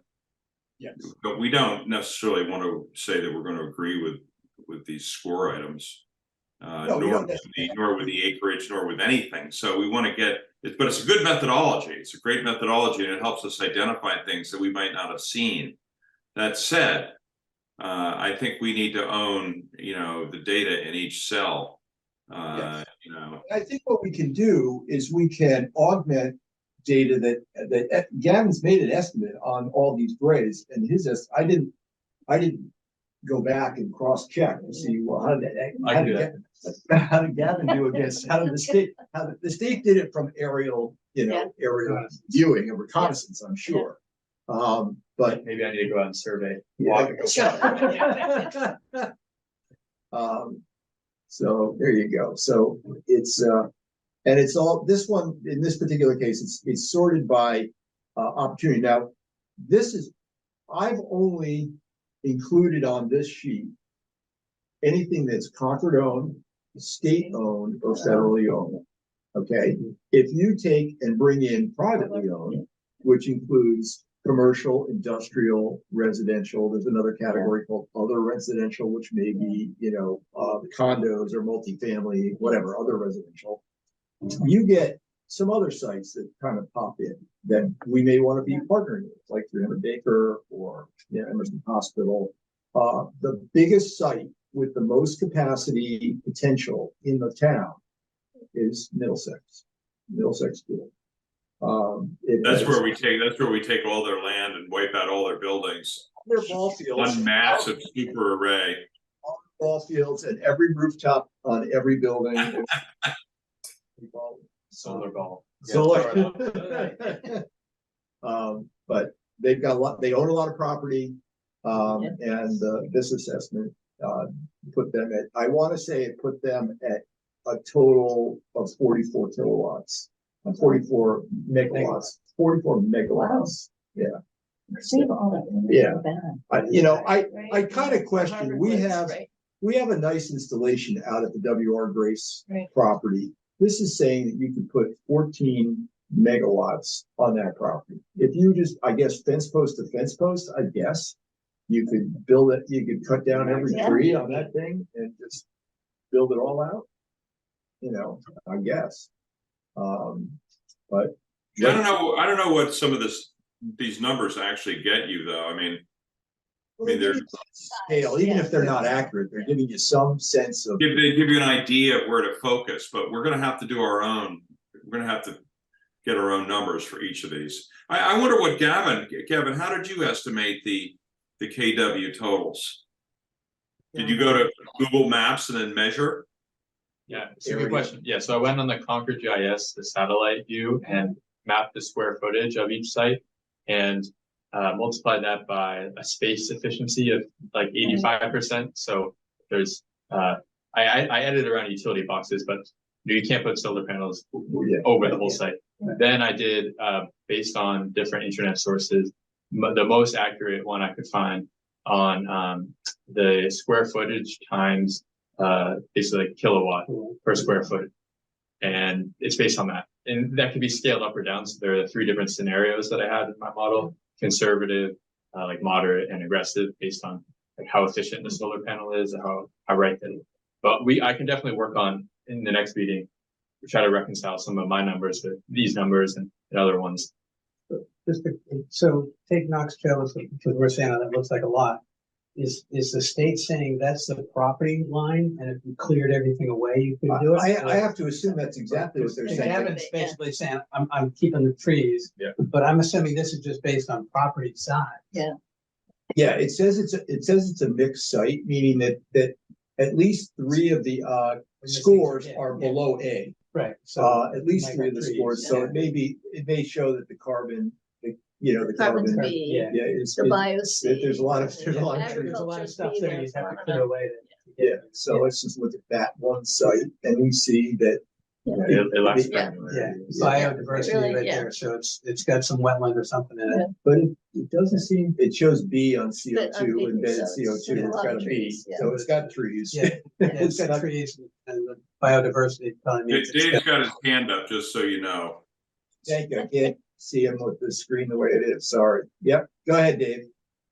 So just wanted to comment a couple things here. So the Knox Trail one that you're looking at with 14 megawatts, that's certainly taken into account the parcel size and laying it out there, but it's not taking into account the 100-foot setback from the river, the fact that there's a bus depot up there, and the fact that you'd have to cut down more acreage. So that's why that number's so high.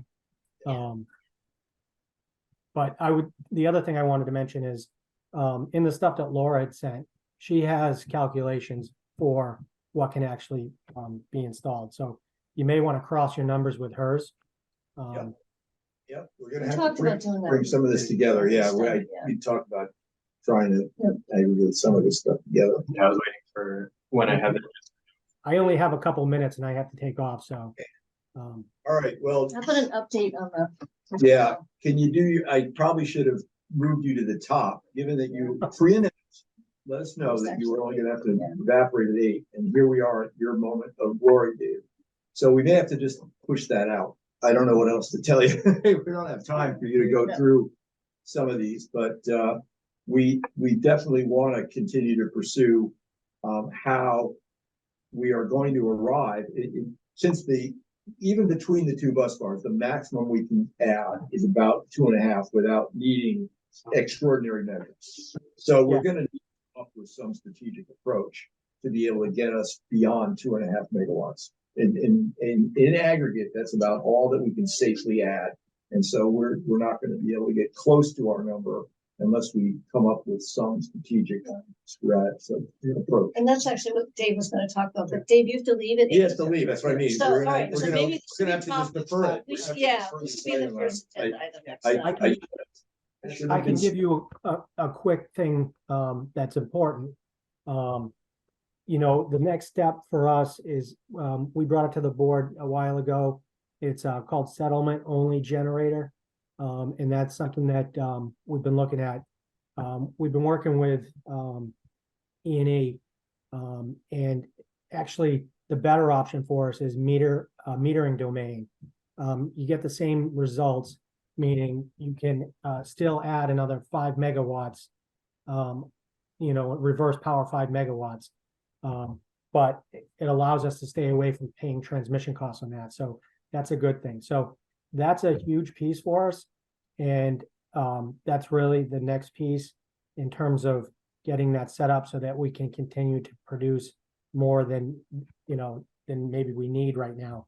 And to do that, we have to do upgrades at the substation. There's equipment upgrades, consultant design work, and maintenance company installations and all that. But that piece of it is the important piece, is the metering domain. So I mentioned it earlier that I was going to talk to it. I think that's probably the most important thing for us to do as we're looking to add more solar. That buys us some time in terms of doing a major capital asset in a battery, another battery, right? So if you get down the metering domain, you can defer when you put that battery on. And so that was what I wanted to say. The engineering and the expense of really re-engineering the substation be less than the cost of bringing in batteries, the big capital buy of a large, few large batteries.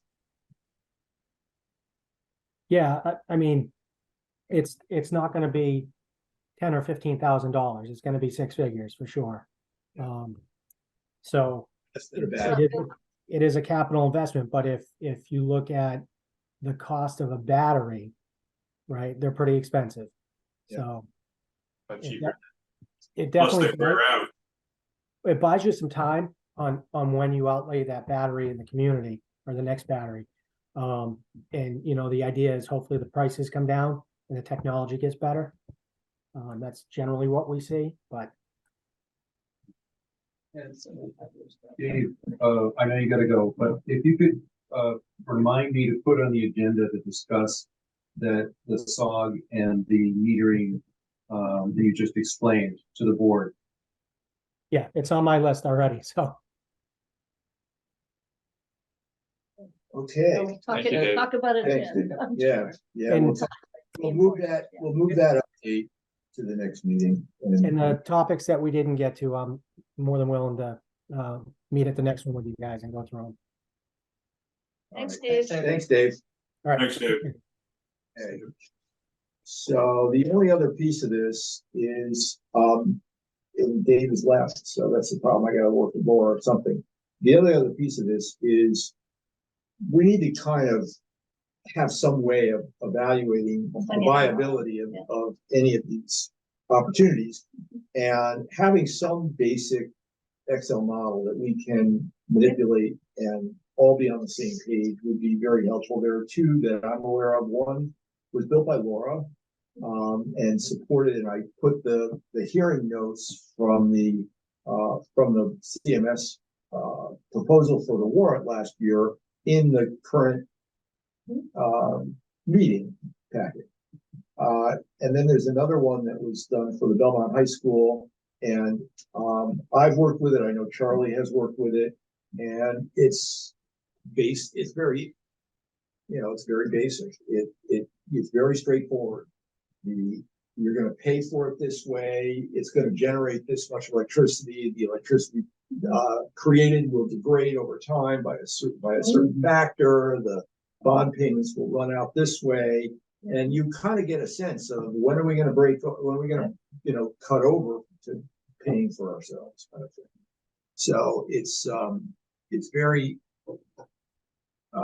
basic, but I can kind of go find one of those because I know I have it somewhere on, this laptop or on my machine at home. Want me to send? But I would like to get both of them in Do we have play. the CMS model? The detailed. CMS I don't model. have it, but I can Right, ask that's- Laura to tune it up and Yeah. get it to us. You asked me for I it. did ask Brian for it. And, Laura had asked, if he kept confidential at the time. Yeah, Uh, but just like a model, just yeah. a structure of a model. Proprietary. Well, Well, it was really a working document, and she doesn't Yeah. want it to be passed Doesn't want it to around be as everything. gospel, as something that people can pick up and use. But I explained it to him, and we got permission to do that, and I actually have a small presentation. Would you like to, Say, small presentation? Are you joined to the meeting? Would you like to give us? I am not going to the meeting, but it was not made for this meeting, it was made for the other light plan, so I could modify it and come back. Oh, all right. Yeah, We can do that. yeah, maybe we'll do that next that'd be meeting. great. If you could give us, And I'm also talking on the 26th about. That's great. functions.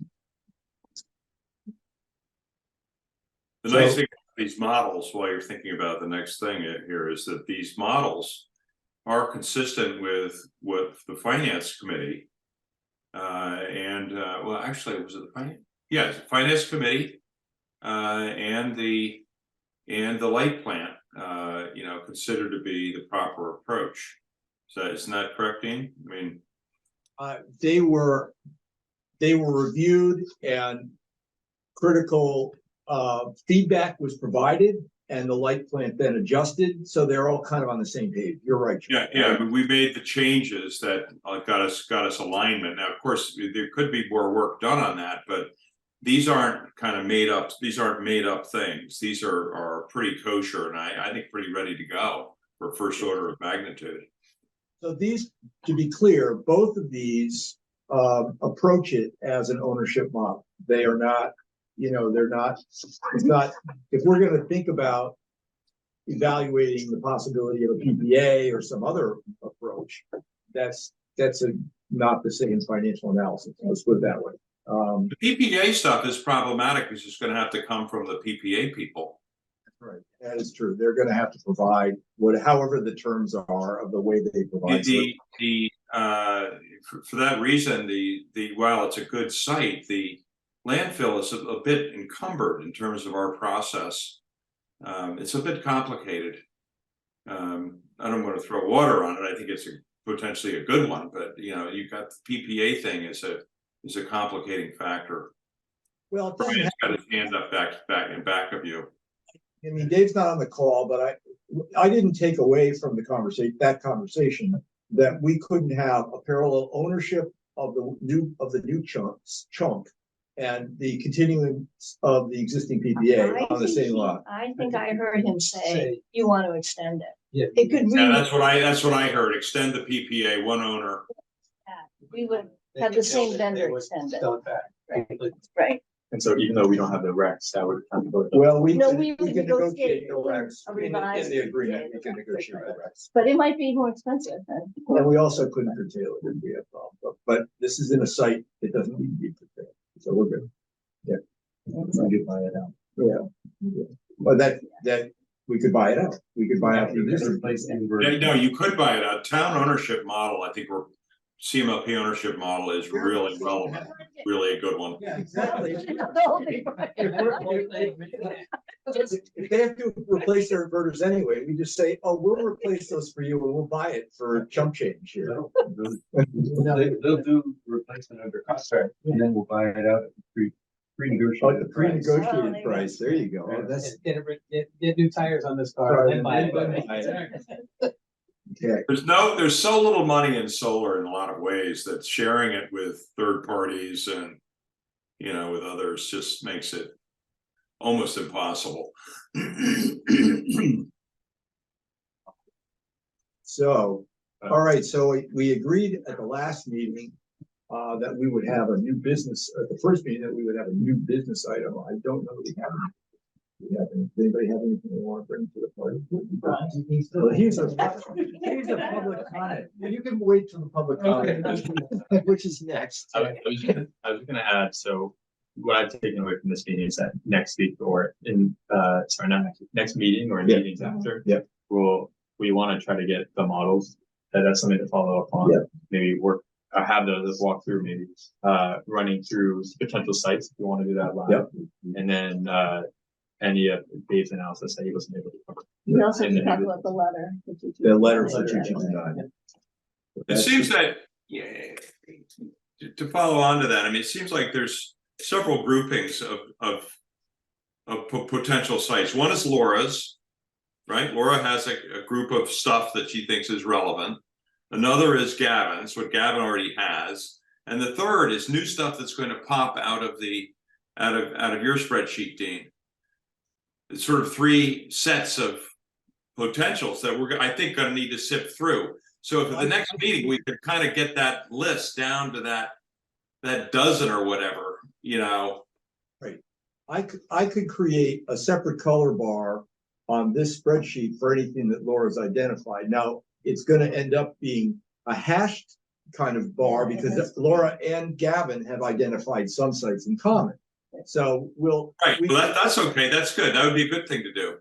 just put them all in here, and now we have everything the state thinks exists. And I can also expand this and bring in some commercial sites just to give us a little more insight. One thing that's not in here, which kind of, you know, I had to kind of add by hand because of the screening that I did, somewhere at the bottom of this, and we roll to the bottom of this thing, there's one that's owned by the Housing Authority, which is the Peter Bulkley. Oh, yeah. Peter Bulkley is identified as not owned by Concord, not owned by the state, and not owned by the federal government.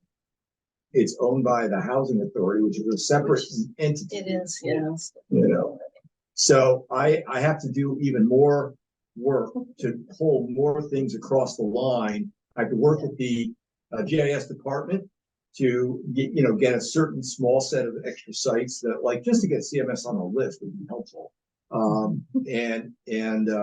So I got to get extra sites on here. I will try to fish around looking for things like the Housing Authority that need to be on there for Peter Buckley, need to be on there for this exercise. Yeah, there it is. It's listed as other on line 73 of the spreadsheet. I can try to reconcile some of this as well. Let me know how you think that would be helpful. Yeah. If I pull like some of Laura's numbers and mine, or should I pull mine? I can use that as the main. Yeah, I think this, because this, well, for now, let me give you the more comprehensive one, Gavin. This is shredded down to just Concord, federal, and state. And then there are these other this is an outlier called other. Then there's other things called other like tax exempt, like the land trust lands. They would show up. Now, do we want to talk to the land trust? I think there might be one site I can think of that the land trust might want to talk to. No. I think that Steve Barrel's cows on Sudbury Road, put a couple of rows along Route 2 and let the cows go underneath them. Yeah. Use it, Cows. Put a few rows there and let the people, what's that? Shade for the cows, Right. So I gotta talk to them. But anyway, I so don't think so. That's one I think is that's like a little pipe dream, little agrivoltaics. Or what can we put some and have Farmland under there, yeah. I'm just Is there any model where they do canopy with like farmland? there absolutely is. Let Brian send you the notes on that. There's a bunch Yeah, of no, because, I mean, there's a lot of sites here that people would go out there. How about So the issue with the farmers is moisture. how about gaining ground? Would gaining ground be interested in something kind of funky like this? Oh, yeah. But I want this son. the agriculture, they need to dry out soils, and putting shade over them keeps the moisture in, and we have more rain because of climate change. So it's not in the Southwest. It's great, but here it's not. So it's- Yeah, maybe it's more of a permaculture kind of farming. gather the rainwater off the solar and then convert it. All right, we're wandering around here. While we have a few minutes on the new business, so Yeah. I was gonna add, so overall, two things. The first is, I think it's been really helpful to try to sort of talk about this idea of what's called like non-wires alternative. So in terms of, instead of buying a transformer and doing all that work, you can put solar and storage, and that's gonna be way cheaper than doing a new transformer and potentially faster. I think that's something that we should definitely look at moving forward, is in the So a short term. truly integrated, parent. Yeah, and I think what could be helpful for that, we haven't talked about as much, is I think one of the main goals of our committee should be to make the town more resilient. So if, God forbid, the power were to ever be shut off for Eversource in a hurricane or rainfall, that Concord maybe can keep the lights on for the hours. Yeah, exactly. And so I think that is something that we should think of as one of the important factors. So if we co-locate a battery at a public service building, public, the firehouse or something, or whatever. If it's co-located there, we could have it have a primary role of providing backup power. Yeah. So I think we've talked about batteries, especially framed in, the more expensive options, things like that. But I think they are a really valuable tool for whoever we're going to locate solar, that I think we really need to keep the storage in mind, not just for solar, but for the town. Yeah. On that note, the building committee that's building CMS had to wrestle with whether or not the building was actually going to be a shelter. It was going to serve as an emergency facility.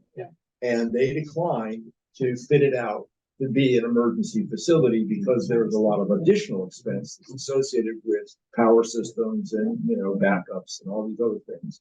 And so they declined to do it. And the battery is not designed to act as a backup source for the building exclusively in the event of, emergency. It's not designed to be hooked in that way.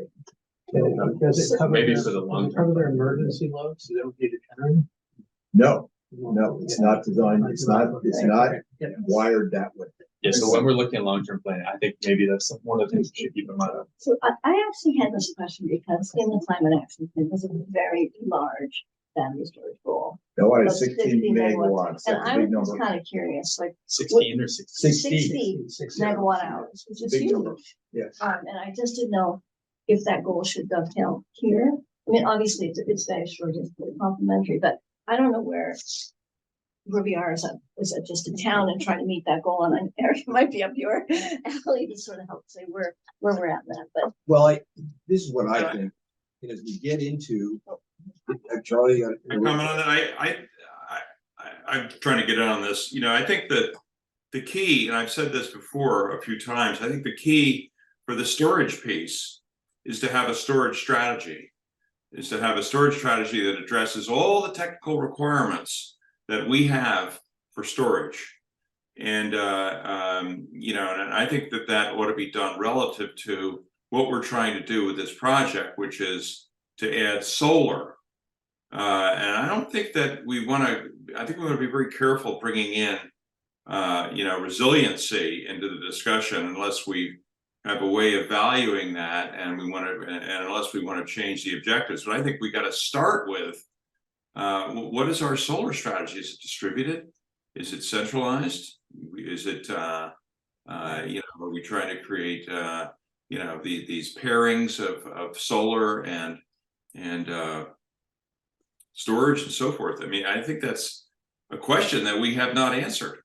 We don't know how to manage storage. We don't know how to do any of this stuff relative to having things written down that we can you know, tap into for the purpose of you know, designing what it is we're going to design. Because at the end of the day, we're going to have to pay for this stuff, and you know, and there are different ways of doing it that cost different amounts of money, and that all needs to be taken into account as we put this strategy together. So I think it's a problem that Dave hasn't.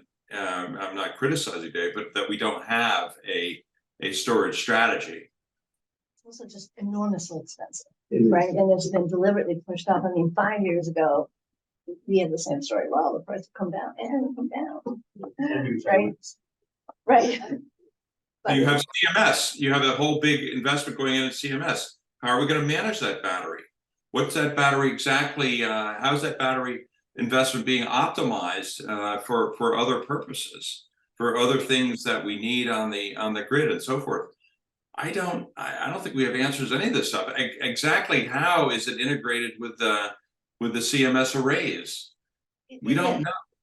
But that battery has a purpose, right? But its purpose is to manage the distribution system. It's not, the purpose is to manage the Right. building. And it's not resilient. That's right. I mean, it is. The switchgear was designed to be able to island, so it could be used for Sensing another agenda, maybe a 30. Well, I don't want to make it dystopic, because it's. Well, I think, one of the things that, you know, with Dave leaving the meeting, that we didn't get into with this technical piece right here is we need a technical platform that will allow the distribution network to accept beyond the next 2.5. And that, Well, then. there could be multiple things that achieve that, but 5 doesn't even get us there. If you No. have one of these tariff changes and enough equipment at the substation, you can now add 5. Okay, well, that's 5, but now we need to get another 5. So Yeah. we're gonna need a mix of what's on the menu here. Right. And this is a gate, right? Yeah. This is gonna give us a gate. yeah, it's gonna get us. And so we just need to understand those things, and batteries are certainly something that can, you know, let us expand well beyond 5 and beyond if we're willing to pay for that. But we need a strategic approach to where we put them, how do we manage them, where do we pair them with, if anything, et cetera. Sounds like. Yeah. Anyway, okay. Also, before you wrap up, you also comments were made about transformers tonight and feeder lines. I mean, you know, all these things interact and work together in a system. And when, you know, we say, well, we have to get a new transformer. Well, okay, let's understand what it is we need to do to get to where we want to get relative to these big pieces. Brian's got his hand up back there. Well, Brian's gonna have an opportunity. Public comment is the very next agenda item. I'm finished with my comments, okay? Kirk would like to speak here. So are you all familiar with the new electric pay option from the federal government? So it's No. from the IRS, basically traditionally tax exempt organizations are now going to potentially be eligible to get incentives on renewable energy projects. That they were otherwise ineligible before. Right. Yeah. So there's gonna be a registration process. Projects have to be, deemed eligible before, but essentially if the town qualifies and the project qualifies, and we're registered and we check all the boxes, then we should be eligible for the same incentives on projects that other entities, taxpaying entities are through the IRS. So we'd have to file and everything, but if I'm not mistaken, I think you said they were looking at it for the middle school solar as potential, but just thinking about that with the financials for some of these things that there could potentially be. That's reflected. It's reflected in the financials, I believe, what you just said. For the middle school? Yeah. Yeah, well, I'm just talking about looking forward at other potential projects that the town or CMLP might be funding, solar projects. So does that mean that we have set ourselves up and we've filed the right paperwork so that the town looks like, or the light plant looks like an entity that can take advantage of these phase, of these. Yeah, so I wasn't sure if everybody was aware of that, but that's something. So I'm going to try to be working with with finance in town and CMLP to have a conversation, make sure that the town is in position to take advantage of that. While, so I think we have to register sometime this fall.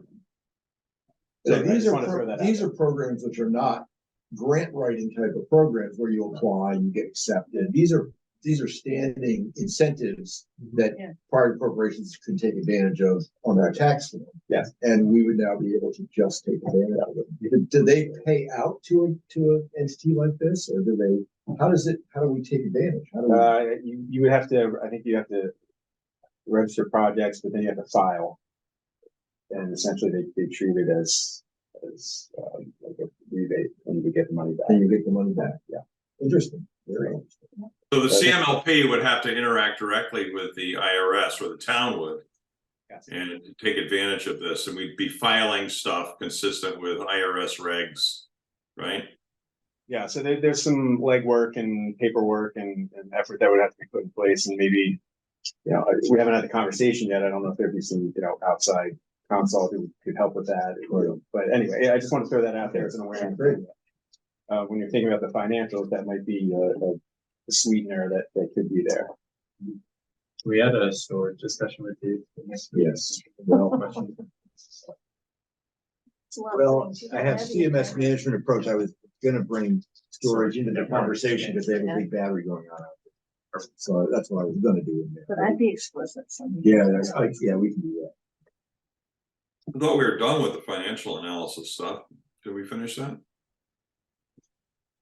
Yeah, we're just. That's for the agenda next time, Next time for the models. So I think we're moving to public comment, and we only have one member and nobody on Zoom. So hopefully there's really not much to say. It'll only be about 50 minutes. They might be Step off. into the lights, sir, so the camera can pick you up. The problem I'm having, and this is going to be a problem with the tape recording too, is I can't hear Brian at all, really. And there's always option that doesn't pop up. Oh, wow. Then they shouldn't, how can they raise their hands? Yeah, I think it still shows up at just. It depends, sometimes it depends. Anyway, Brian. go ahead. Would you like to announce yourself? Well, that was Brian Bolts, 33 Riverdale Road. So when we're talking about the slope, that's why I asked Dave, does he prefer the PPA model or the ownership model? And it goes to that 25.5% that we can get for a federal incentive. In 2015 and 2017, we couldn't get that for those arrays. So we had to go to a third party that paid taxes to be able to get that incentive to lower the cost. That's why we did this PPA. This year it was different because we can go directly and get that. And it costs us less to get rid of that third party and do it ourselves. Yeah. So we should buy it out. Well, that's so once they do the maintenance and replace the inverters, which is a few $1 million, then we can do it out. We can buy out the contract. At the pre-negotiated, Dave worked very hard, in 2017, put in fair pricing for the depreciation of those. Going back to 300 Baker Ave. They have decided not to move forward with canopies in the parking lot as a behind the meter system. but that does not limit us from the opportunity to have the light plant built in front of meter system to do the same thing. We may see different financials being in front of meter versus behind meter under that rate. It is the most expensive form. Yeah. It is, but it avoids all of, it's dual land use. It avoids all the problems of taking retreat and other things this community Yeah. very much Yeah. prizes.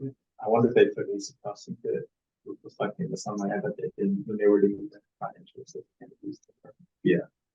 There's many things, right? That's irrelevant to the details. town of Yeah. there. Maybe I'm trying to be quick. Yeah, the other thing is, I didn't hear discussion when you're looking at locations of, water bodies. Aquifer beds. So I saw, Crosby's Corner where Route 2 turns. Yeah, there's a lot. Just behind That's there, there's a McCombs pond, Pond, yeah, Yeah. and there's town-owned land right there, and there's state-owned land, and you could do something on that water. That pond is held back by a dam, which is extremely shaky.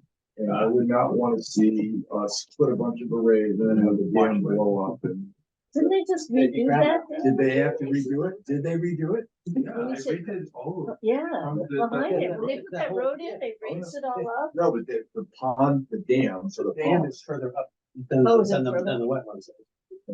I think that the dam that holds that pond back is like ancient.